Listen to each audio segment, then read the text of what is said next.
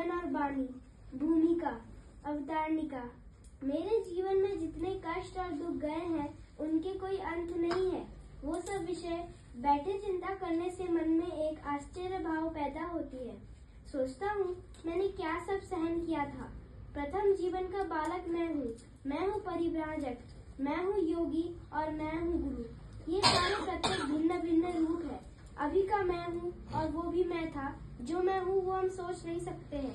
कितने ठंड सर्दी में, पहाड़ पर्वत में, वन जंगल में कितना कष्ट मुझे सहना पड़ा।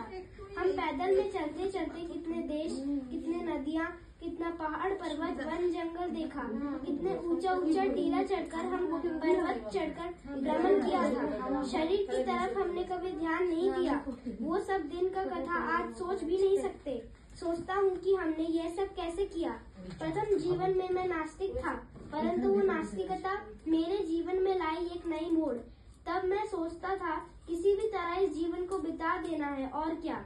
मृत्यु के बाद क्या होना है और नहीं होना है हमें नहीं पता है, परंतु समय का परिवर्तन और पारलौकिक कुछ ऐसे आश्चर्य घटना जो मुझे पारलोक ऊपर आया एक अटूट विश्वास। मैं समझता हूँ पारलोक नाम से एक जगह है जहाँ पे लोगों के मरने के बाद वहाँ जाना होता है और वहाँ पे अपने क्रम के अनुसार फल भुगतना पड़ता है।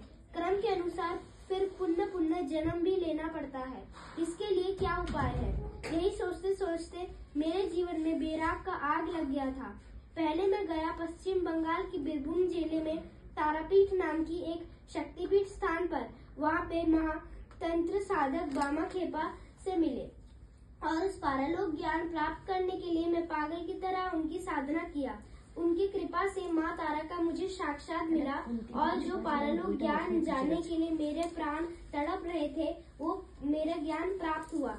कुछ दिन बाद मैं घर वापस आया, परंतु मेरे मन में और एक प्यास पैदा हुई। मैं ये सोचता था माँ तारा के दर्शन तो मिल गए और तत्व ज्ञान भी प्राप्त हुआ, मगर कुछ भी नहीं हुआ। जो ज्ञान मुझे मिला उनको अनुभव करने के लिए गंभीर मंत्र योग करना होगा। अगर गुरु नहीं बन पाया तो कुछ भी नहीं होगा। इसलिए हम गुरु ढूंढना शुरू कर दिए।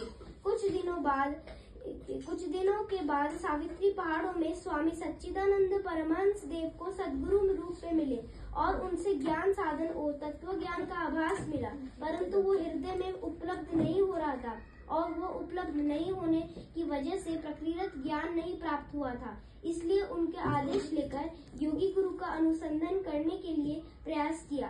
योगी गुरु सुमेरदास जी की कृपा में अति अल्प दिनों में योग साधना करते हुए मेरे सिद्धि लाभ हुआ।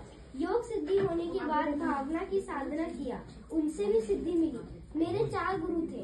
उन 4 जनों में जो मिला वो मैं 4 पुस्तक में लिपिबद्ध किया। किसी गुरु के पास मैं अपना दुर्लभ साधना का बात बोला नहीं, और आश्चर्य यही है जब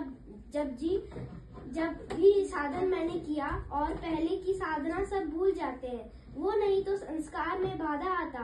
तन साधना में सिद्धि लाभ करके माँ जगदम्बा के दर्शन प्राप्त हुए, परंतु ज्ञानी गुरु के पास ये सब हमने नहीं बोला। ये आत्मा भूषण प्रेम कारण था। जय जय।